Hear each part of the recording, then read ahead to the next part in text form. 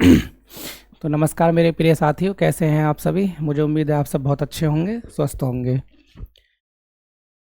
Polity की मैं आपको इससे पहले लगभग 3 से 4 क्लासेज करा चुका हूं। उसी क्रम में आज हम अपनी ज्योग्राफी के लेक्चर नंबर 2 की तरफ चलते हैं, जो कि हम करेंगे एमसीक्यू के माध्यम से और अपने कॉन्सेप्ट क्लियर करते हुए आंसर ढूंढेंगे। तो चलते हैं आज के अपने पहले प्रश्न की तरफ। देखते हैं आज हमारा पहला प्रश्न क्या है। पहला प्रश्न देख लेते हैं। पहला प्रश्न हमारा क्या कहता है, ठीक है। और जैसे कि मैंने बताया है आपको, पॉलिटी, ज्योग्राफी, करंट अफेयर्स का एनालिसिस और हिस्ट्री, मतलब जो भी एक इम्पोर्टेंट पोर्शन है जीएस का, उसे मैं कराते हुए चलूँगा। उसी क्रम में हमारे ज्योग्राफी का आज सेकंड लेक्चर है और सेकंड लेक्चर के क्रम में आज हमारा पहला प्रश्न है। देख लेते हैं क्या कह रहा है। कह रहा है कि डोडा बेट्टा चोटी निम्नलिखित में से, the Doda betta peak is located in which the following ranges. पूछ रहा है, एक जैसे चोटी होती है, हिमालय चोटी है, माउंटेन एवरेस्ट चोटी है, ठीक है, काराकोरम, लद्दाख, जास्कर, ये सब क्या है रेंजेज में ना। एक जैसे पहाड़ी होती है तो उसके ऊपर जो चोटी होती है, उसी क्रम में पूछ रहा है कि डोडा बेट्टा नाम की एक चोटी है, वो कहाँ स्थित है, यही वो हमें बताना है, ठीक है। तो डोडा बेट्टा चोटी निम्नलिखित में से कौन सी पहाड़ी श्रृंखला पर स्थित है, वो देखते हैं। कह रहा है कार्डमम पहाड़ी पर है, अन्नामलाई पहाड़ी पर है, नीलगिरी पहाड़ी पर है या नल्लामलाई पहाड़ी पर है। डोडा बेट्टा से पहले मैं कुछ आपको समझाने की कोशिश करता हूँ।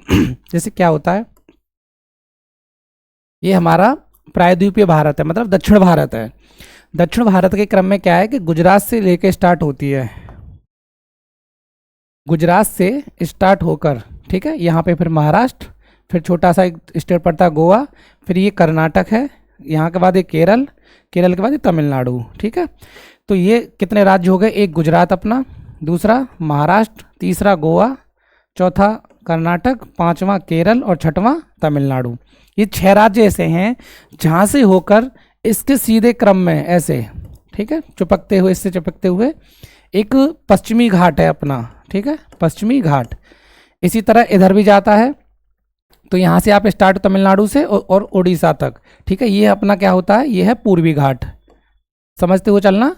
पश्चिमी घाट और पूर्वी घाट, इनको कहने के पीछे का उद्देश्य क्या है, क्योंकि ये इधर क्या है पश्चिम, इधर क्या है पूरब, तो इधर जो घाट है मतलब पहाड़ी क्षेत्र है उसको कहते हैं पूर्वी घाट, और इधर जो पहाड़ी क्षेत्र है उसको कह देते हैं पश्चिमी घाट। तो जो पूर्वी घाट और पश्चिमी घाट जिस क्षेत्र पर आकर मिलती हैं, यहाँ पर आकर जो मिलती हैं, जैसे यहाँ से चलेगी अपनी पूर्वी घाट चलेगा ऐसे पूरा, और यहाँ से अपना पश्चिमी घाट, तो जिस क्षेत्र पर आकर मिलती हैं उसी को कहते हैं हम नीलगिरी पहाड़ी। क्या कहते हैं, नीलगिरी पहाड़ी, ध्यान रखना, नीलगिरी पहाड़ी, नीलगिरी पहाड़ी। तो अब नीलगिरी पहाड़ी से आपके कितने क्वेश्चन होंगे, देखिए समझने की कोशिश करिए कि एक ऐसा क्षेत्र जहां पर आकर पूर्वी घाट और पश्चिमी घाट मिलते हैं उसको क्या कहते हैं, हम कहते हैं नीलगिरी पहाड़ी। तो नीलगिरी पहाड़ी पर ही आपको एक तो ये हो गया जहां पूर्वी, कभी आपसे प्रश्न पूछ सकता है कि ऐसा क्षेत्र बताइए जहां पर पश्चिमी घाट और पूर्वी घाट अगर मिलते हैं तो वो है नीलगिरी पहाड़ी। तो नीलगिरी पहाड़ी की सबसे ऊंची चोटी कौन सी है, डोडा बेट्टा। तो कौन सी चोटी, नीलगिरी पहाड़ी की सबसे ऊंची चोटी आपको कौन सी देखने को मिलती है, तो वो मिलती है डोडा बेट्टा। पूछा डोडा बेट्टा चोटी निम्न कौन सी पहाड़ी श्रृंखला पर है, तो वो है अपनी नीलगिरी पहाड़ी श्रृंखला पर। अब नीलगिरी के बारे में थोड़ा और जान लेते हैं। जैसे अगर आपसे पूछा जाए कभी कि पश्चिमी घाट और पूर्वी घाट कहाँ आकर मिलते हैं, तो नीलगिरी पहाड़ी पर आकर मिलते हैं। पर कभी पूछ ले कि एक ऐसा स्थान जहां पर कर्नाटक, केरल और तमिलनाडु का मिलन स्थल है, तो वो भी कौन सी है, नीलगिरी पहाड़ी। तो नीलगिरी पहाड़ी पर दो उसकी प्रमुख विशेषताएं कौन सी हैं, एक ये पूर्वी घाट और पश्चिमी घाट का मिलन स्थल है, दूसरा यहीं पर आकर कर्नाटक, केरल और तमिलनाडु के मिलन बिंदु भी यहीं पर आकर मिलते हैं। और नीलगिरी पहाड़ी की सबसे ऊंची चोटी आपको कौन सी देखने को मिलती है, तो डोडा बेट्टा देखने को मिलती है, ठीक है। तो इसका आंसर क्या हो जाता है हमारा, नीलगिरी पहाड़ी। अब इसी के क्रम में थोड़ा और देख लेते हैं, कभी कभी आपसे कभी प्रश्न पूछ लेता है, ठीक है, कि भारत की सबसे ऊंची, जैसे डोडा बेट्टा है, डोडा बेट्टा दक्षिण भारत की, ठीक है, दक्षिण भारत में चोटी पड़ती है डोडा बेट्टा। इसी तरह कभी पूछे कि भारत की सबसे ऊंची चोटी कौन सी है, प्रश्न देखते हुए चलिए। भारत की सबसे ऊंची चोटी, भारत की सबसे ऊंची, कई सारे प्रश्न मैं आपको यहां क्लियर करके चलूंगा। तो भारत की सबसे ऊंची चोटी, अब देखिए इसके कहने के पीछे क्या क्या तात्पर्य है वो समझने की कोशिश करिए। कहे कि भौगोलिक दृष्टि से, प्रश्न देखना कैसे कैसे बनते हैं, भौगोलिक दृष्टि से, भौगोलिक दृष्टि से भारत की सबसे ऊंची चोटी, ठीक है, तो ये होती है K2। भौगोलिक दृष्टि से भारत की सबसे ऊंची चोटी K2, अर्थात इसी को क्या कहते हैं, गॉडविन ऑस्टिन। इसका दूसरा नाम क्या है, गॉडविन ऑस्टिन, गॉडविन ऑस्टिन। ठीक है, लेकिन अब यहां से पेच देखना, पेच क्या है। कभी आपसे पूछता है कि भौगोलिक दृष्टि से भारत की सबसे ऊंची चोटी तो K2 है, पर पूछे दूसरा प्रश्न क्या है, भारत की सीमा में स्थित, भारत की सीमा में स्थित, भारत की सीमा में स्थित भारत की सबसे ऊंची चोटी, भारत की सीमा में स्थित भारत की सबसे ऊंची चोटी, तो ये आपकी कौन सी हो जाती है, ये हो जाती है कंचनजंगा, कंचनजंगा। कौन सी, कंचनजंगा। ये कहाँ स्थित है, ये स्थित है सिक्किम में, ये सिक्किम अर्थात भारत नेपाल बॉर्डर पर। सिक्किम कहाँ पड़ता है अपना, सिक्किम भारत नेपाल बॉर्डर पर, भारत नेपाल बॉर्डर। ठीक है, अब देखिए आप पूछोगे सर ये कैसी बात हो गई कि भौगोलिक दृष्टि से भारत की सबसे ऊंची चोटी K2 और भारत की सीमा में स्थित भारत की सबसे ऊंची चोटी आप बता रहे हो कंचनजंगा। तो इसके बारे में समझिए, देखिए क्या है, जो K2 है ना, K2 वो POK में पड़ती है, पाक ऑक्युपाइड कश्मीर, अर्थात ऐसा क्षेत्र जो जिसपे आज पाकिस्तान का अधिकार है, पर भारत आज भी उस क्षेत्र को, POK को अपना हिस्सा मानता है। इसलिए किताबों में देखने को अक्सर मिलता है कि भौगोलिक दृष्टि से भारत की सबसे ऊंची चोटी कौन सी है, तो वो पड़ती है K2, क्योंकि हम POK को आज भी अपना हिस्सा मानते हैं, तो POK की हर चीज पर अपना हिस्सा मानते हैं। इसलिए जो दुनिया की, और K2 क्या है, ये दुनिया की दूसरी सबसे ऊंची चोटी है। तो पहली कौन सी है, पहली है माउंट एवरेस्ट। फिर देखिए कितने सारे प्रश्न मैं आपसे बता रहा हूँ कि देखिए कभी पूछता है आपसे कि दुनिया की सबसे, अच्छा विश्व की सबसे ऊंची चोटी कौन सी है, तो माउंट एवरेस्ट है। ठीक है, और पूछे कि भारत की ऐसी चोटी जो भारत की सीमा में स्थित है, सबसे ऊंची चोटी, तो पूछता है कंचनजंगा। पर पूछे कि भौगोलिक दृष्टि से ऐसी चोटी जो भारत की सबसे ऊंची चोटी है, तो वो है अपनी K2 अर्थात गॉडविन ऑस्टिन। क्यों है, क्योंकि POK में स्थित है, लेकिन भारत आज भी POK को अपना हिस्सा मानता है और भविष्य में लेने की कोशिश में है। ठीक है, तो ये 3 प्रश्न हो गए आपके। अब चौथा प्रश्न देख लेते हैं।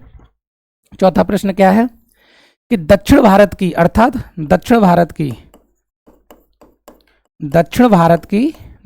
की सबसे ऊंची चोटी, दक्षिण भारत की सबसे ऊंची चोटी कौन सी है, यह अन्नामलाई, जो कि अनाईमुड़ी पहाड़ी पर है।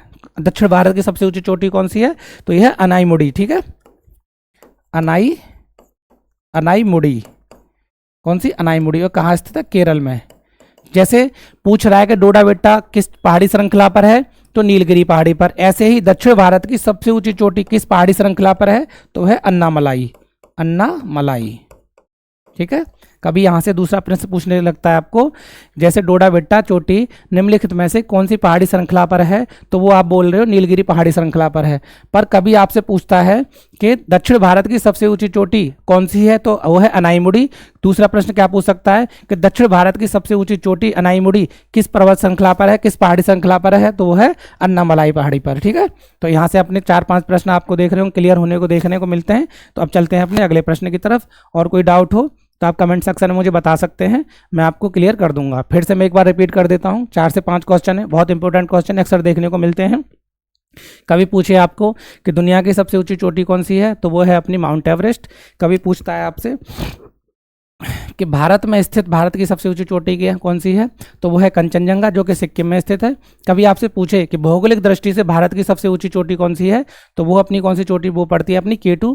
K2 कहाँ पे है, POK में है, क्योंकि भारत आज भी POK को अपना हिस्सा मानता है, इसलिए वो चोटी भारत के अंतर्गत अपना मानता है। ठीक है, तीसरा दक्षिण भारत की सबसे ऊंची चोटी कौन सी है, तो दक्षिण भारत की सबसे ऊंची चोटी है अनाईमुड़ी, जो कि अन्नामलाई पहाड़ी पर स्थित है।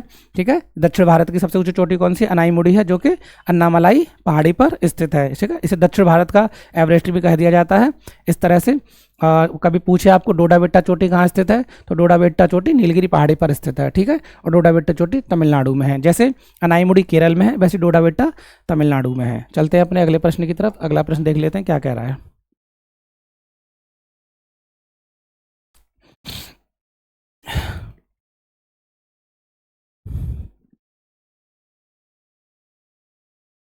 ठीक है, मेकाल रेंज निम्नलिखित में से कहाँ स्थित है, मेकाल रेंज।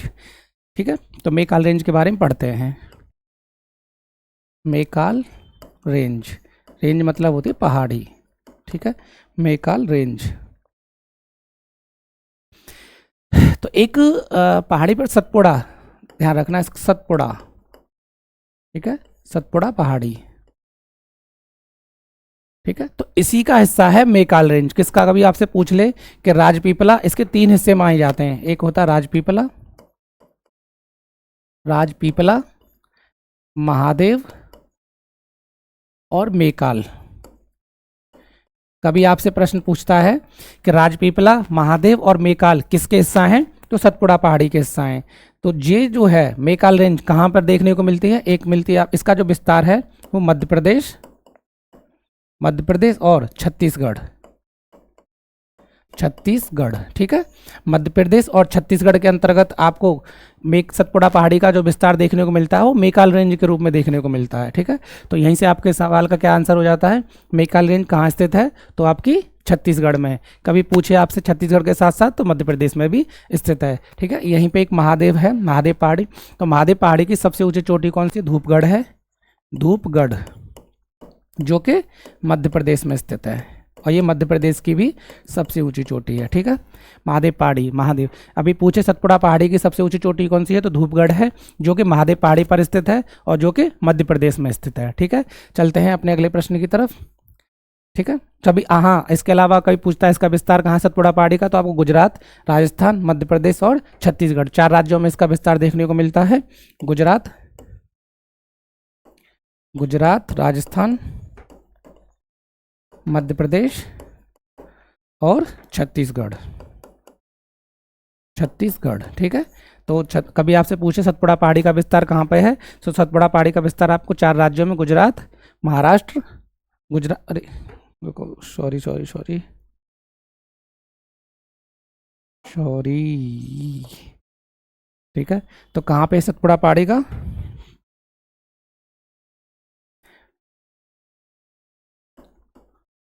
सतपुड़ा पहाड़ी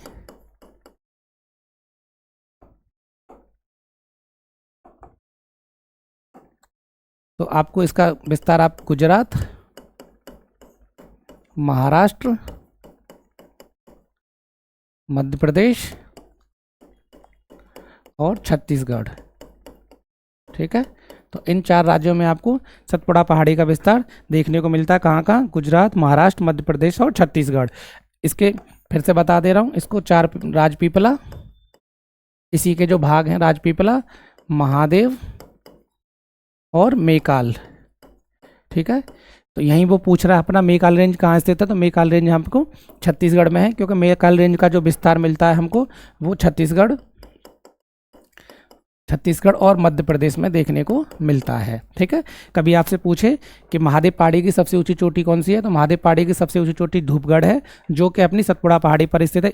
इसी तरह सतपुड़ा पहाड़ी की सबसे ऊंची चोटी भी धूपगढ़ है, जो कि मध्य प्रदेश में स्थित है। कभी प्रश्न पूछे आपसे कि मध्य प्रदेश की सबसे ऊंची चोटी, मध्य प्रदेश की सबसे ऊंची चोटी, मध्य प्रदेश की सबसे ऊंची चोटी कौन सी है? धूपगढ़। पूछे कहाँ स्थित है, तो वो है महादेव पहाड़ी पर स्थित है। ठीक है, महादेव पहाड़ी पर स्थित है।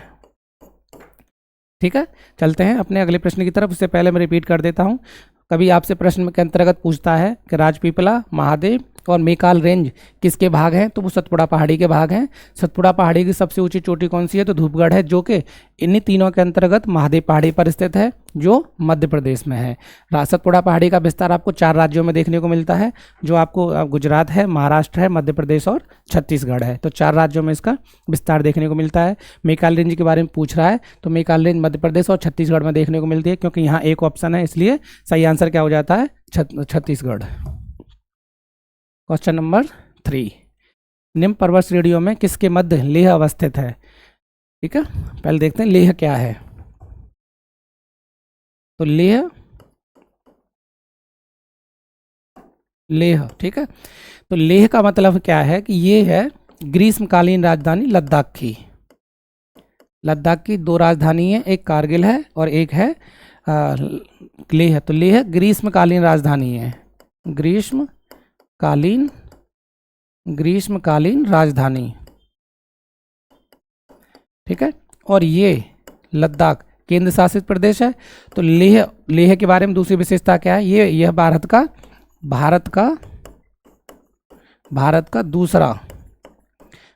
दूसरा सबसे बड़ा जिला है। लेह भारत का दूसरा सबसे बड़ा जिला है। लेह भारत का दूसरा सबसे बड़ा क्या है, जिला है। तो एक प्रश्न तो यह है, दूसरा क्या बन जाता है, जब भारत का दूसरा सबसे बड़ा जिला लेह है तो दूसरा सबसे पहला कौन सा होगा, तो सबसे पहला सबसे भारत का सबसे बड़ा जिला कभी पूछे आपसे तो वो है कच्छ, जो कि कहाँ देखने को मिलता है, गुजरात में। ठीक है, तो गुजरात के साथ साथ भारत का सबसे बड़ा जिला कौन सा है, तो वो है कच्छ। और भारत का दूसरा सबसे बड़ा जिला कौन सा है, तो वो है लेह। लेह लद्दाख की ग्रीष्मकालीन राजधानी है। इस तरह से आप देखोगे तो लेह कहाँ स्थित है, तो लेह हमारा स्थित है लद्दाख एवं जास्कर श्रेणी के मध्य स्थित है लेह। और लेह किसकी राजधानी है, तो लेह लद्दाख की ग्रीष्मकालीन राजधानी है। तो शीतकालीन राजधानी कौन सी है, तो वो है कारगिल। चलते हैं अपने अगले प्रश्न की तरफ। तीसरे का कौन सा हो जाता है, सी। फिर से देख लीजिए, लद्दाख का एक जिला है लेह, जो कि भारत का दूसरा सबसे बड़ा जिला है। तो पहला कौन सा है, तो भारत का सबसे बड़ा जिला कच्छ हो जाता है। और लेह लद्दाख की ग्रीष्मकालीन राजधानी है। लेह जास्कर एवं लद्दाख के बीच स्थित है। निम्नलिखित पर्वत श्रृंखलाओं में से कौन सी हिमालय पर्वत श्रेणी में अवस्थित है। ठीक है, देखिए इस प्रश्न का आप चाहो ना खुद से जवाब दे सकते हो। ऐसे प्रश्नों में क्या है, जैसे चोओंग, लोत्से, अन्नामलाई और सिरुमलाई। ठीक है, मुझे इसका जवाब नहीं पता, पर अगर आपने hello hello hello hello hello hello hello hello hello hello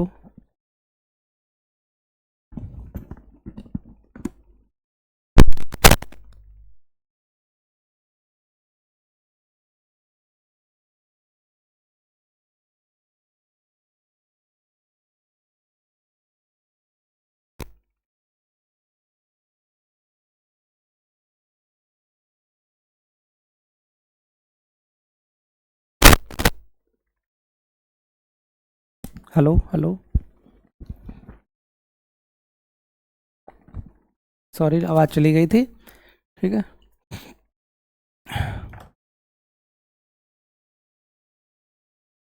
देखिए अगर आपने सबसे पहला प्रश्न मेरा ध्यान से पढ़ा होगा, ध्यान से सुना होगा, तो आप इस सवाल का जवाब कर ले जाएंगे। ठीक है, हेलो, जैसे अगर आपने इस प्रश्न को ध्यान से पढ़ा होगा तो इसका जवाब आप मेरे पहले प्रश्न से निकाल लेंगे। देखिए क्या है, पूछ रहा है निम्नलिखित पर्वत श्रृंखलाओं में कौन सी हिमालय पर्वत की श्रेणी अवस्थित है। किसकी पूछ रहा है, हिमालय पर्वत की। मुझे नहीं पता इन आंसर्स में से, मानो मुझे नहीं पता, पर आपने मेरा पहला आंसर, अगर पहला क्वेश्चन सही से पढ़ा होगा तो देखिए इसमें क्या दे रहा है, अन्नामलाई। अन्नामलाई के बारे में मैंने क्या बताया था, तो ये दक्षिण भारत की अन्नामलाई दक्षिण भारत में स्थित है। कहाँ स्थित है अन्नामलाई, दक्षिण भारत में। जबकि हिमालय का विस्तार कहाँ पे है, हिमालय का विस्तार अपना देखने को मिलेगा उत्तर भारत की तरफ। ठीक है, हिमालय का विस्तार कहाँ मिलेगा, उत्तर भारत में। उत्तर भारत में, जो कि हिमालय का पूर्व पीओके से स्टार्ट होके ये अपना ऐसे चलते हुए नॉर्थ ईस्ट वाला भाग है, वहां तक फैला हुआ है। ठीक है, तो इससे मतलब क्या है कि ये जो है जिस जिस ऑप्शन में होगा वो ऑप्शन गलत होगा, क्योंकि हिमालय पर्वत श्रेणी में पूछ रहा है। तो 3 कहाँ पे है, देखो ये गलत हो जाता है, ये गलत हो जाता है, ये गलत हो जाता है। आंसर क्या मिल जाएगा मुझे, 1 और 2, चोऊ और लोस से। ये कौन से के बाद, ये हिमालय पर्वत श्रृंखला के भाग हैं। समझ रहे हो मैं क्या कह रहा हूं। अगर आपने पहला प्रश्न मैंने क्या बोला कि जो दक्षिण भारत की सबसे ऊंची चोटी है अनाईमुड़ी, वो किस पहाड़ी पर स्थित है, वो अन्नामलाई पर स्थित है। इसका मतलब क्या है कि अन्नामलाई हिमालय पर्वत श्रृंखला की सबसे ऊंची या उसमें स्थित नहीं है, ये दक्षिण भारत में स्थित है। तो इसका मतलब है कि जिस जिस ऑप्शन में 3 होगा वो ऑप्शन अपने आप में क्या हो जाएगा, गलत हो जाएगा। तो हमारा बी में 3 है, सी में 3 है और डी में 3 है। तो बी सी डी तीनों ही ऑप्शन गलत हो गए। एक ही ट्रिक से आपको सवाल देखो दूसरा करने को मिल गया है। मैं क्या बोल रहा हूं, फिर समझिए कि जो एक्सप्लेनेशन मैं दे के चल रहा हूं उसे बहुत अच्छे समझ के चलिए। इससे आपको किसी भी एग्जाम में प्रश्न देखने को मिलते हैं। और मैं जो क्वेश्चंस करा रहा हूं ना, मैं ऐसे ही उठा के नहीं ले आ रहा। मैं क्या कर रहा हूं, कई बार आपको देखो इसमें मोस्टली आपको पर्वत श्रृंखलाओं से या नदियों से प्रश्न देखने को मिलेंगे, या हिमालय पर्वत से या दक्षिण भारत से देखने को मिलेंगे। तो मैं एक सीरीज में प्रश्न लेके आ रहा हूँ, किसी में नदी के देखने को मिलेंगे, किसी में पहाड़ों के देखने में, किसी में पठारों के, इस तरह से प्रश्न लेके आ रहा हूँ। मैं यूं ही प्रश्न उठा के नहीं लेके आ रहा, इसलिए आप प्रश्नों को बहुत अच्छे समझ के चलिए। ठीक है, तो हमारे चौथे का आंसर क्या हो जाएगा, ए।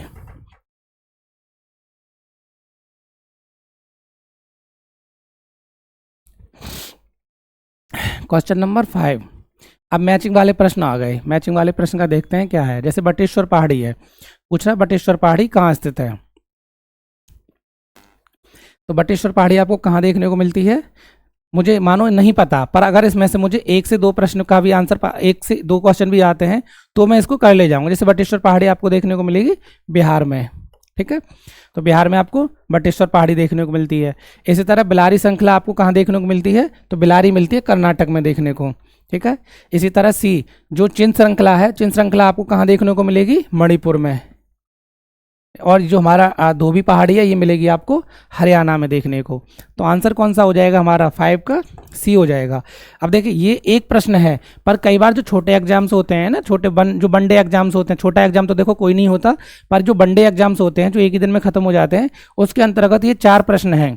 कभी आपसे सीधे पूछ सकता है कि बटेश्वर पहाड़ी कहाँ स्थित है, तो बटेश्वर पहाड़ी आपको कहाँ देखने को मिलती है, बिहार में। कभी आपसे पूछे कि बिलारी श्रृंखला कहाँ स्थित है, तो कर्नाटक में। कभी आपसे सीधे पूछ ले चिन श्रृंखला कहाँ स्थित है, तो मणिपुर में। धोबी पहाड़ी कहाँ स्थित है, तो आपको देखने को मिलेगी हरियाणा में। तो इस तरह से ये 4 प्रश्न हो गए। प्रश्न एक है पर ये 4 हैं। आपको वन लाइनर कई बार देखने को मिल जाता है, पूछ सकता है कि निम्नलिखित में से चिन श्रृंखला कहाँ पर स्थित है, तो मणिपुर में। पूछे निम्नलिखित में से धोबी पहाड़ी कहाँ पर स्थित है, तो हरियाणा में।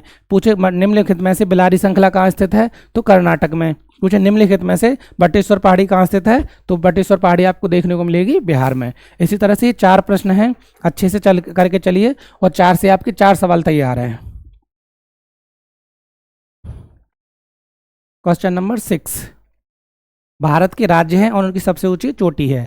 देखिए अभी मैंने थोड़ी देर पहले क्या बताया था कि धूपगढ़ किस राज्य की सबसे ऊंची चोटी है, वो आपको यहाँ देखने को मिले। मैं इसलिए कह रहा हूँ कि आप क्वेश्चन को अच्छे से करके चलिए, आपके सामने आंसर्स भी मिलेंगे, नेक्स्ट क्वेश्चन में आपको करने में सहायता भी मिलेगी, ठीक है।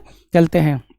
सबसे पहले मैंने आपको पढ़ाया कि मध्य प्रदेश की सबसे ऊंची चोटी कौन सी है, तो धूपगढ़ है। पहले उसी को करते हैं क्योंकि वही मैंने आपको पढ़ाया है। तो डी का हमारा कौन सा हो जाएगा, तो डी का हो जाएगा ए।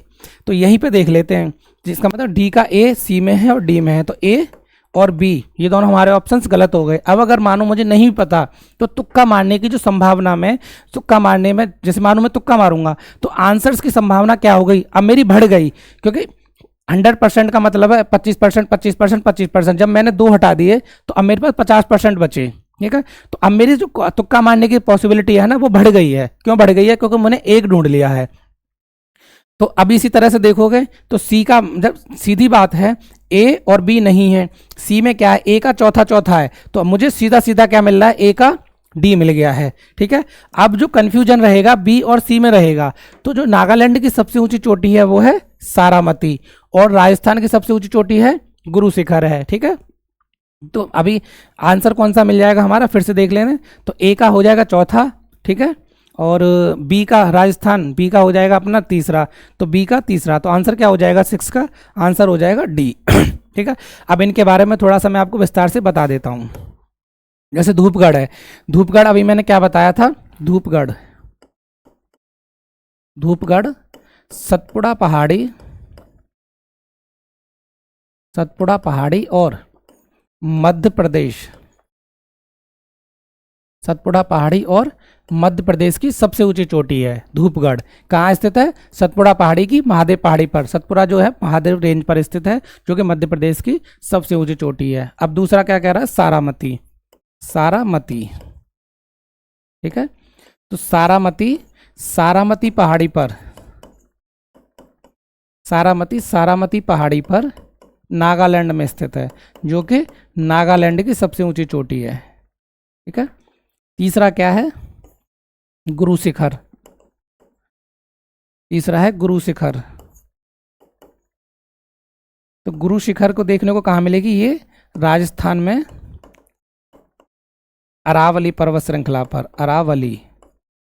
अरावली पर्वत श्रृंखला, जो कि भारत की सबसे प्राचीन पर्वत श्रृंखला है, जिसे काटने के पीछे अभी आपने आंदोलन टाइप का कुछ देखा था।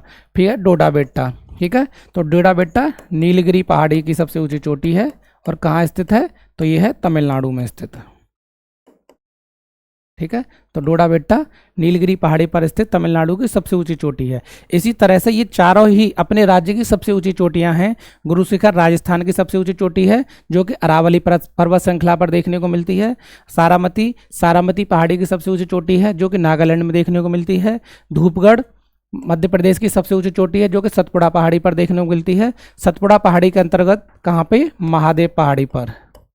मैंने आपको बताया था ना इसके 3 भाग हैं, राजपीपला, महादेव, इस तरह से 3 भाग थे इसके, और मेकाल।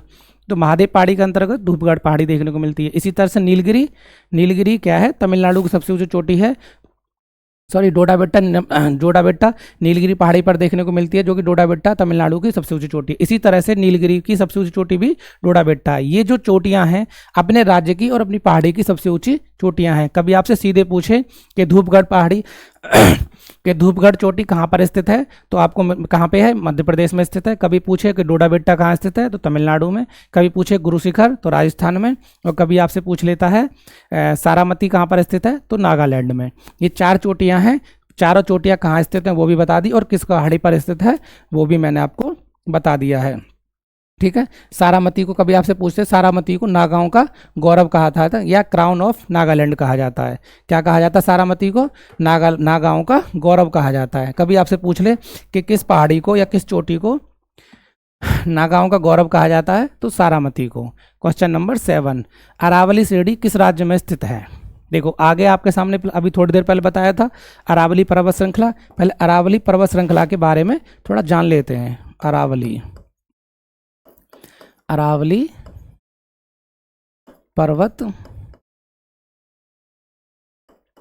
पर्वत श्रृंखला, इसके बारे में थोड़ा जानते हैं। ठीक है।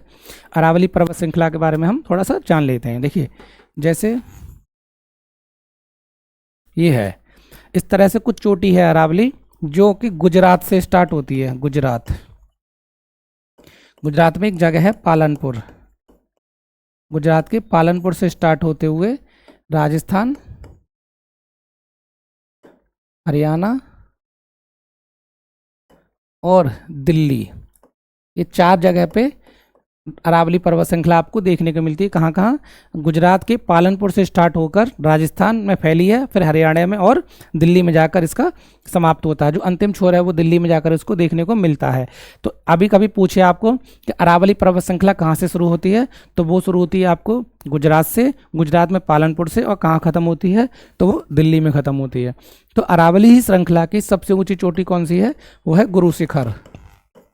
अभी मैंने थोड़ी देर पहले बताया था अरावली पर्वत श्रृंखला की सबसे ऊंची चोटी गुरु शिखर है जो कि राजस्थान में स्थित है। अभी थोड़ी देर पहले बताया था इससे अगले प्रश्न में, और वो आपको यहाँ पे देखने को मिल जाता है। तो अरावली श्रेणी किस राज्य में स्थित है, तो इनमें से राजस्थान में स्थित है, क्योंकि इसमें भी नहीं है, इसमें भी नहीं, इसमें भी है। इसके अलावा 3 राज्य और हैं जो गुजरात है, राजस्थान, हरियाणा और दिल्ली, लेकिन इनमें से कोई नहीं है। कभी पूछे कि अरावली पर्वत श्रृंखला की सबसे ऊँची चोटी कौन सी है, तो अरावली पर्वत श्रृंखला की सबसे ऊँची चोटी गुरु शिखर है जो कि राजस्थान में स्थित है। अरावली पर्वत श्रृंखला कितने राज्यों में है, तो ये आपके देखने को मिलेगी गुजरात से स्टार्ट होती है और दिल्ली तक जाती है, बीच में राजस्थान और हरियाणा पड़ते हैं। लगभग 800 किलोमीटर के आसपास लंबी है। Question number 8, arrange the following mountains range from south to north and choose the correct answer. निम्नलिखित श्रेणियों को दक्षिण से उत्तर, कहाँ से? दक्षिण से उत्तर की ओर। ठीक है, दक्षिण से उत्तर की ओर क्रम में। तो हम पहले देख लेंगे उत्तर से दक्षिण की ओर देखेंगे। ठीक है, तो चलते हैं उत्तर से दक्षिण। उत्तर से दक्षिण, ठीक है। तो उत्तर से दक्षिण, जैसे आप कभी हिमालय को ऊंचाई के आधार पर अगर बांटोगे ना, तो जैसे ट्रांस हिमालय है, महान हिमालय है, लघु हिमालय है और शिवालिक हिमालय है, ये 4 भाग हैं। तो जो ये निम्नलिखित श्रेणियों को दक्षिण से उत्तर, तो आप अगर देखोगे तो ऊंचाई के क्रम में पूछ रहा है कि ऊपर सबसे ऊपर कौन सी है और सबसे नीचे कौन सी है। तो इसी तरह में उत्तर से दक्षिण देखोगे आप तो सबसे ऊपर पड़ेगी काराकोरम, काराकोरम, फिर पड़ती है लद्दाख, काराकोरम, लद्दाख, जास्कर, काराकोरम, लद्दाख, जास्कर और आपकी धौलाधर श्रेणी, धौलाधर। ठीक है, धौलाधर। तो इस तरह से देखिए है उत्तर से दक्षिण। तो अब वो आंसर में क्या पूछ रहा है, दक्षिण से उत्तर, तो हम नीचे से ऊपर लगा देंगे। तो दक्षिण से उत्तर में सबसे पहले आपका कौन सा आ जाएगा, धौलाधर। तो आपका दक्षिण से उत्तर धौलाधर, धौलाधर, जास्कर, लद्दाख और काराकोरम, और काराकोरम। ठीक है, तो ये कैसे हो गई, ये हो गई दक्षिण से उत्तर की ओर। तो धौलाधर, जास्कर, लद्दाख और काराकोरम। अब इस प्रश्न के अंतर्गत ना ऑप्शंस गायब हैं, शायद बनाने में मिस्टेक हो गई है, तो आप इसे इस तरह से याद रख लीजिए। सबसे पहले उत्तर से दक्षिण में आपको काराकोरम देखने को मिलेगी, फिर लद्दाख, फिर जास्कर और धौलाधर श्रेणी। ठीक है, तो इस तरह से याद रख लीजिए। कभी पूछे सबसे उत्तर में कौन सी है, तो काराकोरम। काराकोरम कहाँ पे है, तो काराकोरम हिमालय के अंतर्गत ट्रांस हिमालय में स्थित है। ठीक है, और यहीं पे काराकोरम के अंतर्गत ही दुनिया की सबसे दूसरी ऊंची चोटी देखने को मिलती है, K2 अर्थात गॉडविन ऑस्टिन, जो मैंने सबसे पहले बताया था। क्वेश्चन नंबर 3, क्वेश्चन नंबर 3 कह रहा है कुमायूं हिमालय। क्वेश्चन नंबर 9,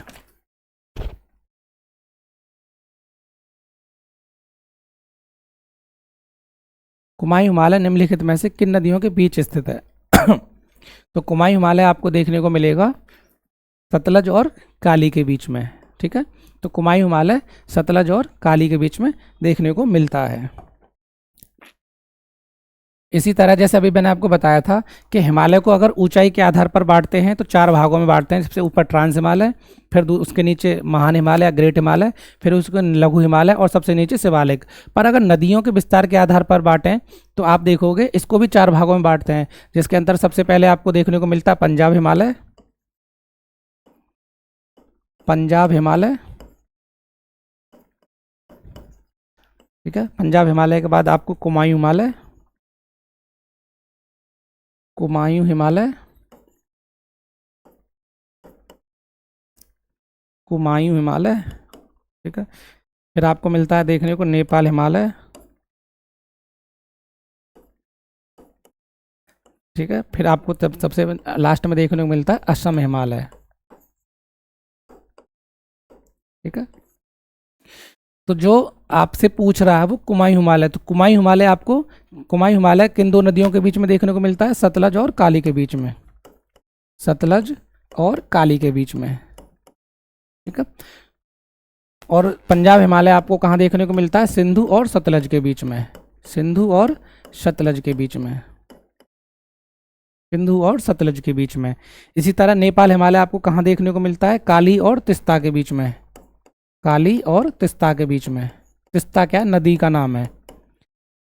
और असम हिमालय तिस्ता और ब्रह्मपुत्र के बीच में, तिस्ता और ब्रह्मपुत्र, तिस्ता और ब्रह्मपुत्र नदियों के बीच में देखने को मिलता है।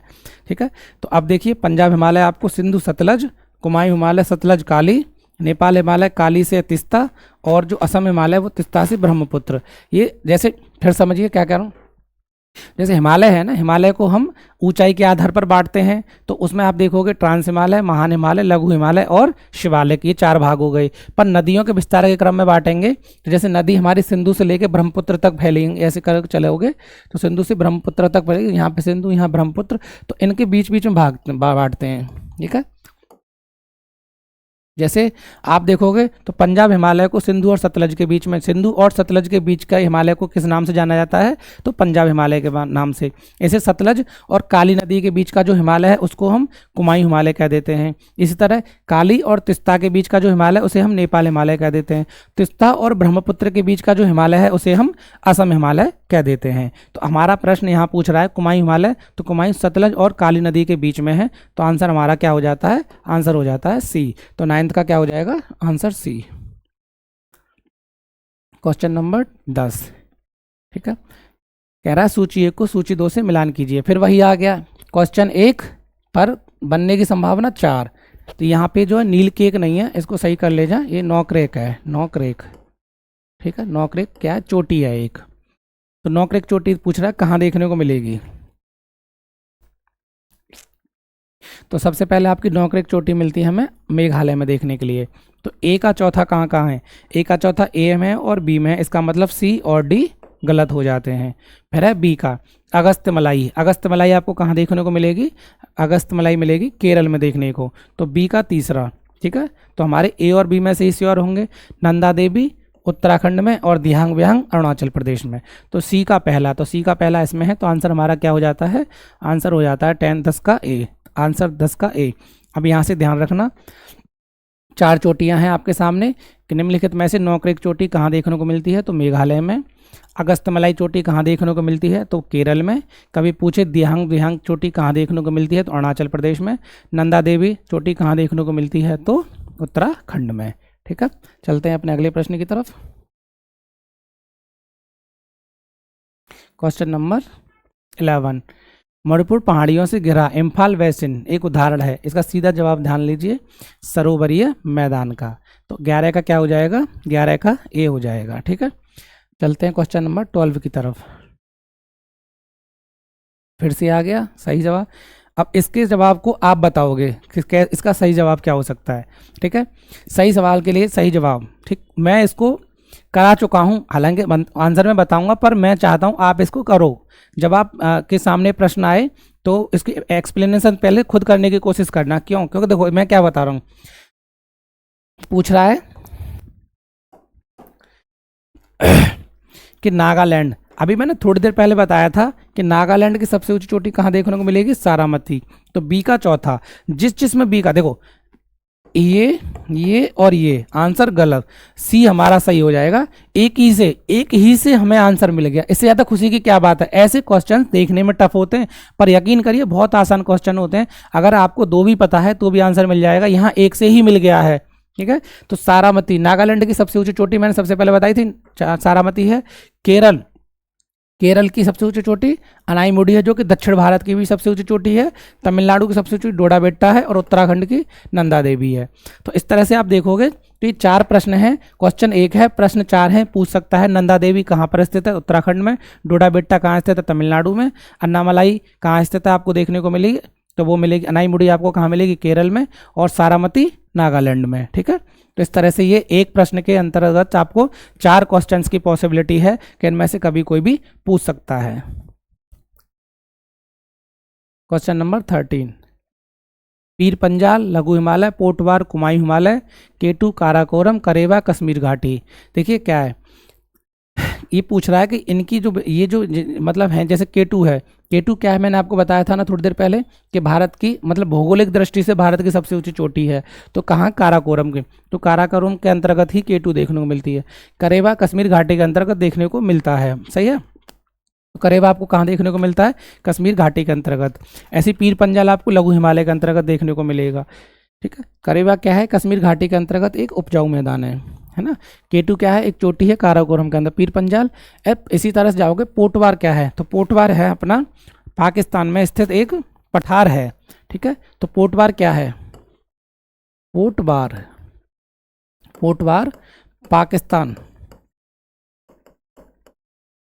पाकिस्तान में स्थित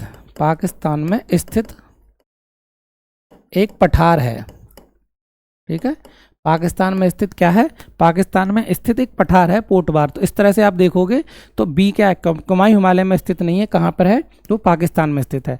तो आंसर क्या हो जाएगा, बी हो जाएगा, क्योंकि कौन सा पूछ रहा है, सही सुमेलित नहीं है। इसका मतलब 3 सही सुमेलित हैं। कभी आपसे पूछे कि करेवा क्या है, तो करेवा कश्मीर घाटी के अंतर्गत कैसे हैं, उपजाऊ मैदान है। ठीक है, जो कश्मीर घाटी में उपजाऊ मैदान मिलते हैं उनको क्या कहते हैं, करेवा कहते हैं। कभी पूछे काराकोरम की सबसे ऊंची चोटी कौन सी है, केटू है, जो कि भारत की भौगोलिक दृष्टि से भी सबसे ऊंची चोटी है, जो पीओके में स्थित है। ठीक है, क्वेश्चन नंबर 14, निम्नलिखित में से कौन महाराष्ट्र में स्थित नहीं है। तो महाराष्ट्र में कौन सी स्थित नहीं है, देखो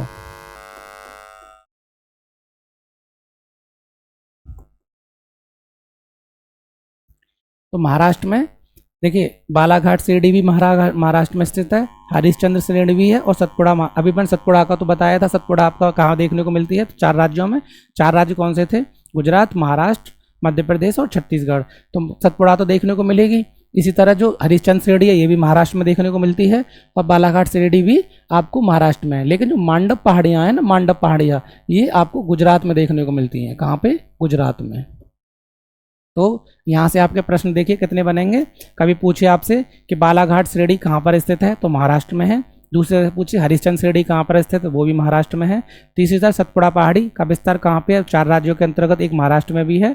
पर मांडव पहाड़ियाँ जो हैं वो महाराष्ट्र में स्थित नहीं है, अर्थात कहाँ स्थित हैं, वो गुजरात में स्थित हैं। तो मांडव पहाड़ियों के बारे में कभी पूछे कहाँ पर स्थित है, तो मांडव पहाड़ियाँ आपको गुजरात के अंतर्गत देखने को मिलती हैं। ठीक है, चलते हैं अपने अगले प्रश्न की तरफ। तो आंसर क्या हो जाएगा इसका, आंसर सी हो जाएगा, क्योंकि यहाँ पूछ रहा नहीं है।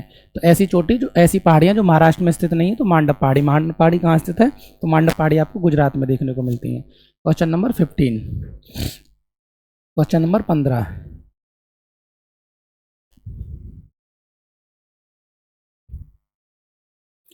निम्नलिखित में से कौन महाराष्ट्र में स्थित नहीं है, हो गया क्वेश्चन नंबर 15।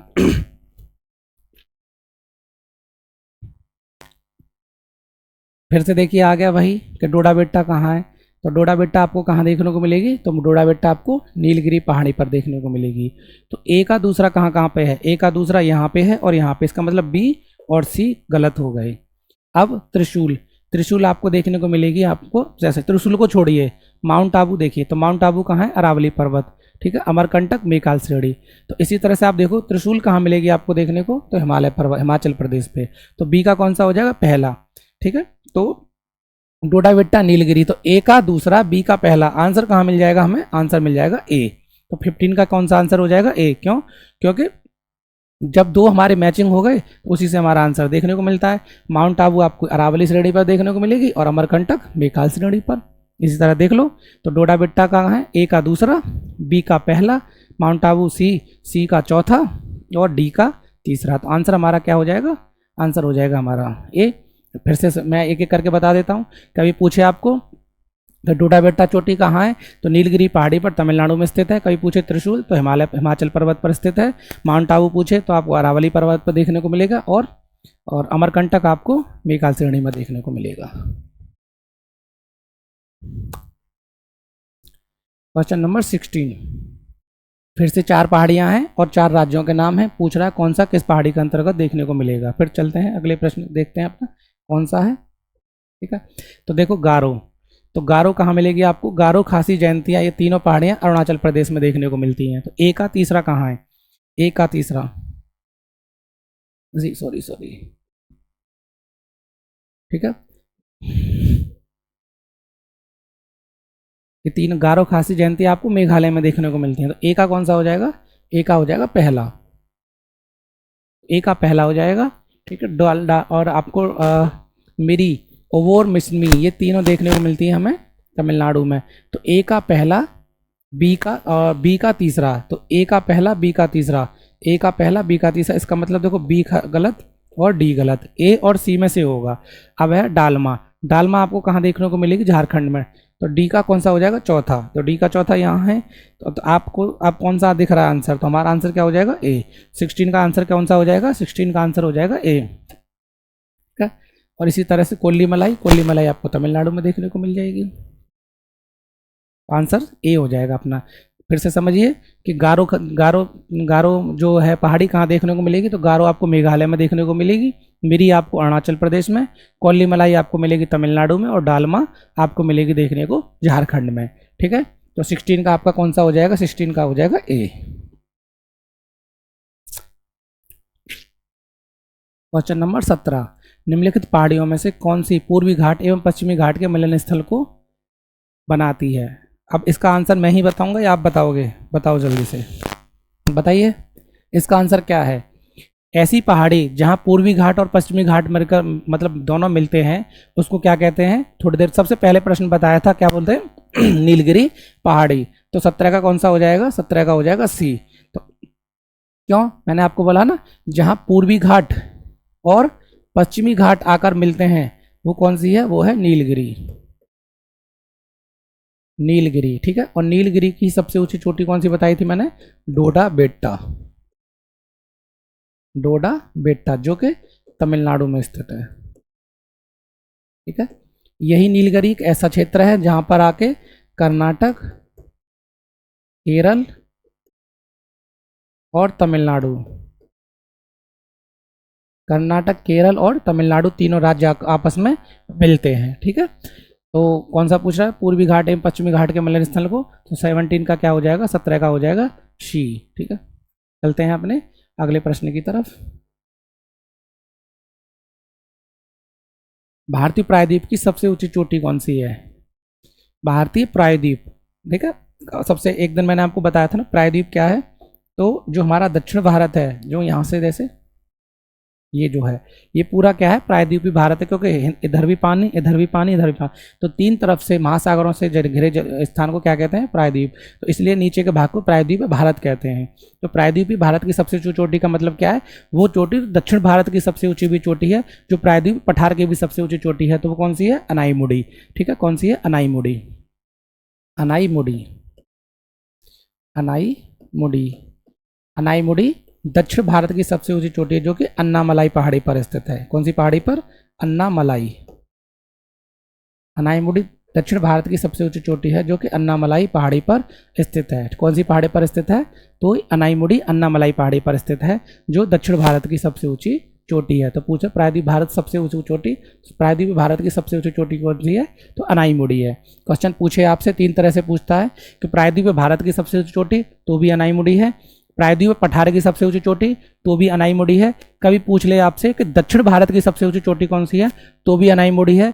चौथी तरह से पूछे कि दक्षिण भारत का एवरेस्ट किसको कहते हैं, तो वो भी अनाईमुड़ी को। एवरेस्ट कहने से क्या तात्पर्य है, क्योंकि माउंट एवरेस्ट दुनिया की सबसे ऊंची चोटी है, तो इसी तरह से अनाईमुड़ी भी दक्षिण भारत की सबसे ऊंची चोटी है।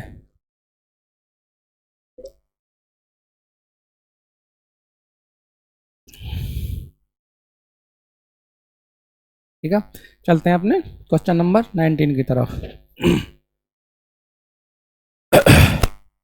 कह रहा क्वेश्चन नंबर, निम्नलिखित राज्यों में कौन सा पटकाई पहाड़ियों से संबंध नहीं है। तो पटकाई बूम पहाड़ी कहाँ स्थित है, वो पूछ रहा है। तो पटकाई बूम पहाड़ी तो पटकाई बूम पहाड़ी आपको कहाँ कहाँ देखने को मिलेंगे, तो ये देखने को मिलेंगे आपको नागालैंड में, नागालैंड, मणिपुर, नागालैंड, मणिपुर और मिजोरम। इन तीन राज्यों में पटकाई बूम पहाड़ियाँ देखने को मिलेंगी। तो जब तीन राज्यों में मिलेंगी तो चौथा राज्य इसमें नहीं है, तो वो है त्रिपुरा। कह रहा पटकाई बूम पहाड़ियाँ कहाँ देखने को नहीं मिलती हैं, तो वो त्रिपुरा के अंतर्गत देखने को नहीं मिलती हैं। कभी आपसे पूछ सकता है कि निम्नलिखित में से पटकाई बूम पहाड़ियाँ कहाँ देखने को मिलती हैं, तो इन तीन राज्यों को देखने को मिलती हैं, नागालैंड, मणिपुर और मिजोरम। तो नागालैंड, मणिपुर और मिजोरम के अंतर्गत आपको पटकाई बूम पहाड़ियाँ देखने को मिलती हैं। ठीक है, और पटकाई बूम पहाड़ियों के अंतर्गत ही आपको सारामती है, जो कि इसकी सबसे ऊंची चोटी भी है, जो कि आपको नागालैंड में देखने को मिलती है। महाराष्ट्र में पश्चिमी घाट को किस नाम से जाना जाता है, तो इसको सीधे नाम से जाना जाता है, सह्याद्री नाम से। ठीक है, अब देखो पश्चिमी घाट भी थोड़ी देर पहले बोला, ये है। तो पश्चिमी घाट का विस्तार आपको कितने राज्यों में देखने को मिलता है, यहाँ से देखो, गुजरात, महाराष्ट्र, गोवा, कर्नाटक, केरल और तमिलनाडु। ये छह राज्य ऐसे हैं, 1, 2, 3, 4, 5 और 6। कौन कौन से, गुजरात, महाराष्ट्र, गोवा, कर्नाटक, केरल और तमिलनाडु। ये 6 राज्य ऐसे हैं जहाँ पर पश्चिमी घाट फैला हुआ है। ठीक है, तो कह रहा पश्चिमी घाट को जो महाराष्ट्र में सह्याद्री नाम से जाना जाता है। तो 20 का कौन सा हो जाएगा, तो 20 का हो जाएगा हमारा सी। 21, निम्नलिखित में से कौन सा युग्म सही सुमेलित नहीं है। देखिए, गढ़जात पहाड़ियाँ उड़ीसा, मांडव पहाड़ियाँ महाराष्ट्र, नल्लमलाई पहाड़ियाँ आंध्र प्रदेश, सेवाराय तमिलनाडु। अगर आपको नहीं भी पता तो भी इसका जवाब ढूंढ लेना। क्यों, क्योंकि मांडव पहाड़ियाँ मैंने आपको महाराष्ट्र में नहीं बल्कि कहाँ बताएंगे, गुजरात में बताया है। कुछ प्रश्न पहले आप देखोगे तो मैंने खुद बोला था कि मांडव पहाड़ियाँ महाराष्ट्र में नहीं है बल्कि कहाँ पर हैं, तो वो गुजरात में है। तो आंसर क्या हो जाएगा इसका हमारा, कौन सा पूछा, नहीं पूछ रहा है, तो आंसर हो जाएगा 21 का बी। 22, ठीक है, क्वेश्चन नंबर 22 कह रहा नंगा पर्वत अवस्थित है। कहाँ पर अवस्थित है नंगा पर्वत 22 नंगा पर्वत कहाँ पर अवस्थित है। देखिए, पहले नंगा पर्वत के बारे में ही जान लेते हैं। अपना जैसे आप स्टार्ट करोगे, हिमालय को ऐसे चलता है, ठीक है, ऐसे लेकर फिर यहाँ से अपना ये हमारा नॉर्थ ईस्ट आ जाता है, जो आपको अरुणाचल प्रदेश, नागालैंड, मणिपुर इनके अंतर्गत देखने को मिलेगा। तो जो इसका सबसे पश्चिमी है, जैसे ये क्या होगा, पूरब, ये हो गया, जैसे ये पश्चिम, ये पूरब, तो इसका जो सबसे पूर्वी छोर है हिमालय का सबसे, गलत। ठीक है,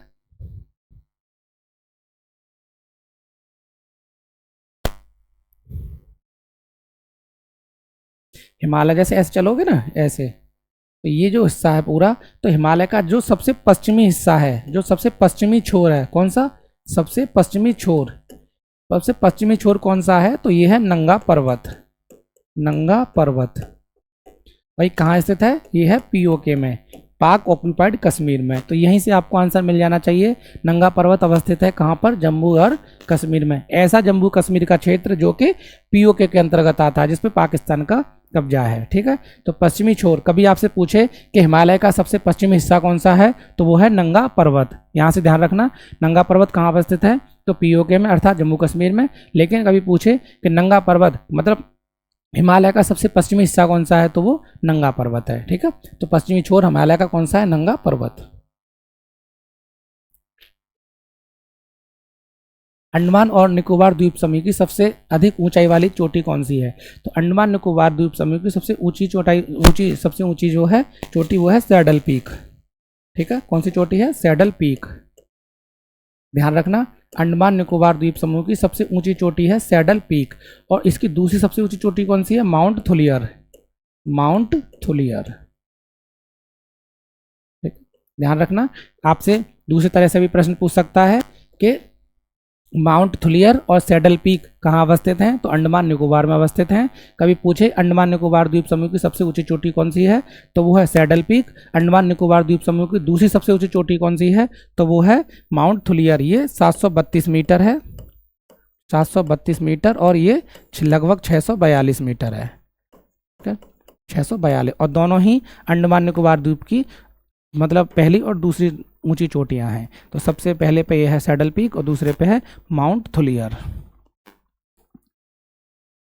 क्वेश्चन नंबर 24, निम्नलिखित पर्वत शिखरों में कौन सा भारत में अवस्थित नहीं है, तो देखो कामेत भी है, नंदा देवी है, त्रिशूल भी है, और नहीं है तो गोसाईथान, क्योंकि गोसाईथान चीन के अंतर्गत आता है। कहाँ पर अवस्थित है, चीन में। ठीक है, तो गोसाईथान आपको कहाँ देखने को मिलता है, चीन में। क्वेश्चन नंबर 25, निम्नलिखित में से कौन सबसे नवीन पर्वत श्रेणी है, नवीन पूछ रहा है, सबसे नवीन मतलब सबसे नई पर्वत श्रेणी कौन सी है।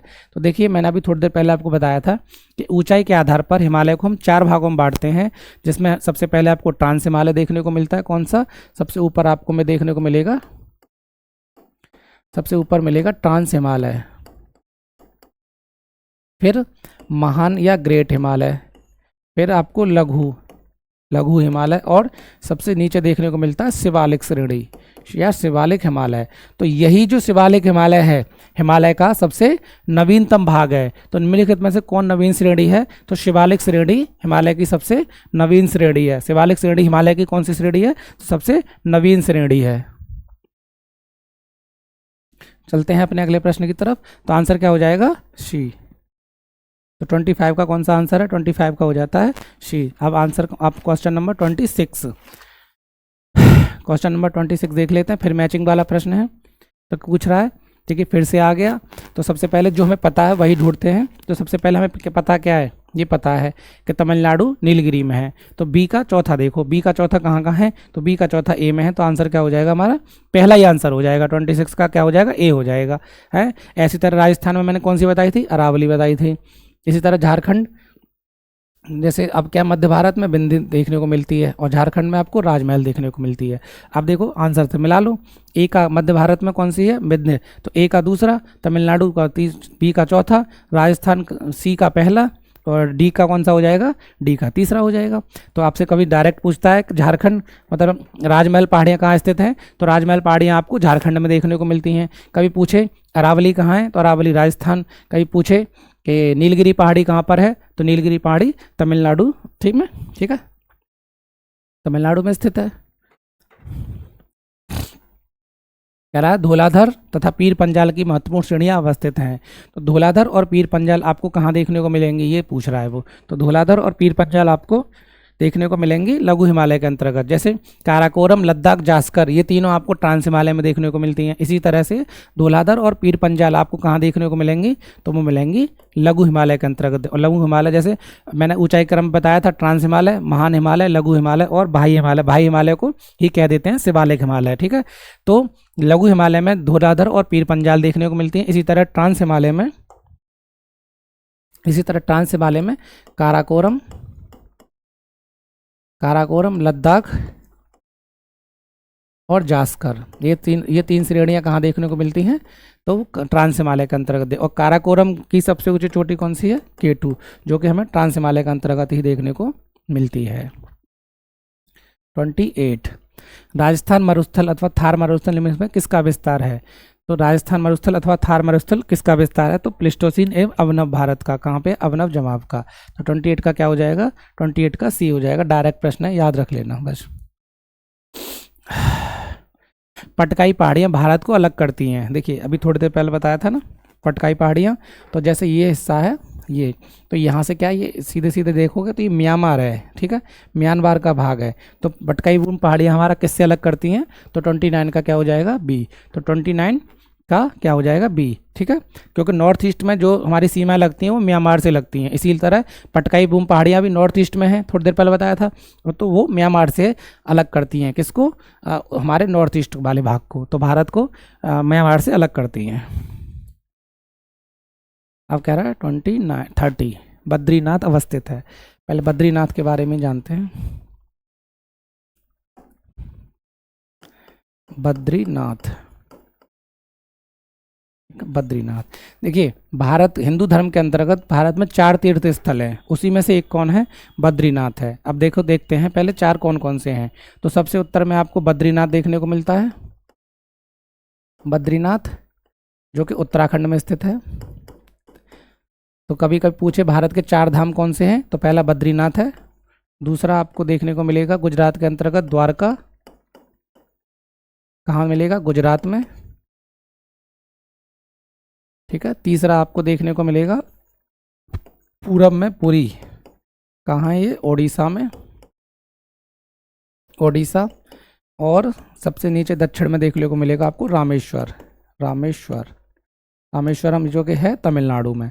तो ये 4 भाग हैं, 4 तीर्थ स्थल हैं तमिलनाडु, ठीक है, तमिलनाडु।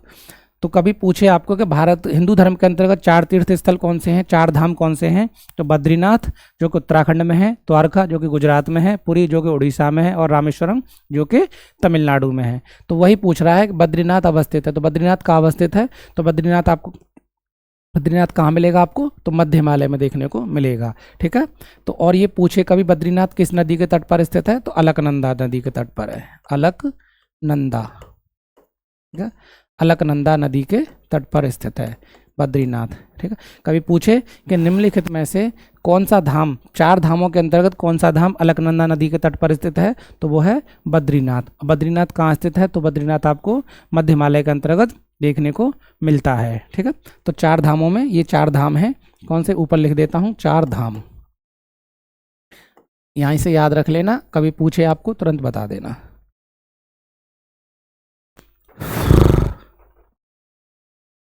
क्वेश्चन नंबर 31, K2 के बाद भारत में निम्न कौन सी द्वितीय चोटी है, K2 के बाद, ठीक है। तो K2 भारत की सबसे ऊंची चोटी है, जो कि कहाँ स्थित है, POK में, क्योंकि POK को भारत आज भी अपना हिस्सा मानता है, तो K2 भी भारत की सबसे ऊंची चोटी है भौगोलिक दृष्टि से। पर दूसरी सबसे पूछ रहा है, तो दूसरी कौन सी हो जाएगी, कंचनजंगा कहाँ स्थित है, यह है सिक्किम में। तो कभी पूछे कि भारत में स्थित भारत की सबसे ऊंची चोटी कौन सी है, कंचनजंगा है, पर क्योंकि कह रहा है K2 के बाद तो भी कंचनजंगा है। और तो पूछे कि भारत की सबसे ऊंची चोटी भौगोलिक दृष्टि से, तो फिर वो K2 है, जिसे हम गॉडविन ऑस्टिन भी कह देते हैं। 31 का C, ठीक है। क्वेश्चन नंबर 32, धूपगढ़ सर्वोच्च शिखर है, थोड़ी देर पहले ही बताया था, धूपगढ़ किसकी सबसे ऊंची चोटी है, धूपगढ़, ठीक है। तो धूपगढ़ सतपुड़ा और मध्य प्रदेश, सतपुड़ा, और मध्य प्रदेश की सबसे ऊंची चोटी है जो कि धूपगढ़ कहाँ देखने को मिलती है, महादेव पहाड़ी के अंतर्गत। जैसे मैं आपको समझाता हूँ सतपुड़ा क्या है। जैसे देखिए क्या है, ये एक पहाड़ी है, रेंज है सतपुड़ा ऐसे। तो अब प्रत्येक राज्य के अंतर्गत ना इसको नाम दे दिया है। जैसे किसी में इसको राजपीपला बोलते हैं, किसी में महादेव बोलते हैं, तो किसी में मेकाल बोल देते हैं। जैसे मेकाल मध्य प्रदेश और छत्तीसगढ़ में बोल देते हैं। तो इसी तरह से महादेव है, इसके अंदर महादेव पहाड़ी है मध्य प्रदेश में, एक सतपुड़ा को ऐसी मध्य प्रदेश में महादेव बोलते हैं। तो महादेव पहाड़ी पर ही सबसे ऊंची चोटी कौन सी है, धूपगढ़ है। तो धूपगढ़ किसकी सबसे ऊंची चोटी है, सतपुड़ा पहाड़ी की, जो कि मध्य प्रदेश में देखने को मिलती है। 32 का क्या हो जाएगा, 32 का हो जाएगा हमारा बी। भारत में सर्वाधिक प्राचीन पर्वत कौन सा है, तो भारत में सर्वाधिक प्राचीन पर्वत आपको कौन सा मिलेगा, तो आपको मिलेगा अरावली देखने को। तो कौन 33 का क्या हो जाएगा, ए। ठीक है, अरावली पर्वत श्रृंखला भारत की सबसे प्राचीन पर्वत श्रृंखला है, जो कि मैंने आपको बताई थी। गुजरात के पालनपुर से स्टार्ट होते हुए राजस्थान हरियाणा होते हुए दिल्ली तक पहुंचती है, जो कि लगभग 800 प्लस किलोमीटर लंबी है। और अरावली पर्वत श्रृंखला की सबसे ऊंची चोटी कौन सी है, तो वो गुरु शिखर है, जो कि राजस्थान में देखने को मिलती है। ठीक है, तो अरावली पर्वत श्रृंखला की सबसे ऊंची चोटी कौन सी देखने को मिलेगी, तो गुरु शिखर। रट लीजिए, ये क्वेश्चन आपको हर एक प्रश्न में हर एक एग्जाम में देखने को मिलेंगे। हर एक एग्जाम में यहीं से आपके सामने प्रश्न पे प्रश्न आते रहेंगे। ठीक है, इसी तरह से नीलगिरी पहाड़ी की सबसे ऊंची चोटी कौन सी है, तो वो है डोडा बेट्टा। डोडा बेट्टा तमिलनाडु में है। सतपुड़ा की धूपगढ़। सतपुड़ा की कौन सी है, धूपगढ़, जो कि मध्य प्रदेश में है। कहाँ पे है, मध्य प्रदेश। ठीक है, 34 निम्नलिखित में से कौन अक्साई चीन का भाग है, तो लद्दाख पठार, कश्मीर घाटी। तो लद्दाख पठार जो अपना वो किसका भाग है, अक्साई चीन का। ठीक है, लद्दाख पठार जो लद्दाख क्षेत्र है वो थोड़ा थोड़ा चीन में भी आता है। ठीक है, मेघालय का पठार भाग है, तो मेघालय पठार जो है वो प्रायद्वीपीय खंड का भाग है। 35 का क्या हो जाएगा, 35 का बी हो जाएगा। तो मेघालय का पठार किसका भाग है, तो मेघालय का पठार प्रायद्वीपीय भारत का भाग है। 36 उत्तर भारत में उपमालय के क्षेत्र फैले समतल मैदान को क्या कहा जाता है, तो ये कहा जाता है भाबर। ठीक है, इसके 4 भागों में भाग देते हैं, तो उसी में से एक भाग कौन सा, भाबर है। 37 निम्नलिखित में से कौन भारत का प्राचीनतम भाग है, तो भारत का प्राचीनतम भाग हिमालय पर्वत श्रेणी, गंगा का मैदान, तटीय मैदान या दक्कन का पठार। तो देखिए कभी पूछे तो भारत का सबसे प्राचीन भाग कौन सा है, तो जो प्रायद्वीपीय भारत है ना, ये प्रायद्वीपीय भारत ही भारत का सबसे प्राचीन भाग है। और इसी के अंतर्गत क्या है, दक्कन का पठार। तो दक्कन के पठार को ही भारत का प्राचीनतम भाग माना जाता है। ठीक है, तो प्रायद्वीपीय पठार भारत का सबसे प्राचीन भाग है। कभी पूछे कि भारत का प्राचीनतम भाग कौन सा है, तो वो है प्रायद्वीपीय पठार, जो कि दक्कन पठार भी है। ठीक है, तो आंसर क्या हो जाएगा यहाँ से, दक्कन का पठार। तो 37 का कौन सा आंसर है, तो 37 का हो जाएगा डी। ठीक है, तो ये यहीं तक है, चलते हैं। तो इसी तरह से मैंने आपको 37 क्वेश्चन ज्योग्राफी के कराएं। हो सकता है वो संख्या की दृष्टि से 37 है, 37 क्वेश्चन हैं, पर एक्सप्लेनेशन के साथ जो मैंने बताया है कम से कम वो 100 से 80 से 100 के बीच में क्वेश्चन बनते हैं। आप इनको अच्छे से देखिए, लिखिए और याद रखिए। किसी भी एग्जाम को यहाँ से आपको पर्टिकुलर क्वेश्चन देखने को मिलेगा ही मिलेगा, चाहे वो वन लाइनर के रूप में हो, चाहे वो मैचिंग के रूप में हो, चाहे पूछ ले कि निम्न कौन सही है कौन गलत है, किसी भी तरह से हो, पर यहाँ से आपको अक्सर प्रश्न देखने को मिलेगा। आप चाहे किसी भी एग्जाम, पुलिस का ले लो, रेलवे का ले लो, आप उठा के देख लीजिए, आपको पता लग जाएगा कि यहाँ से प्रश्न अक्सर पूछने को मिलता है, देखने को मिलता है। धन्यवाद।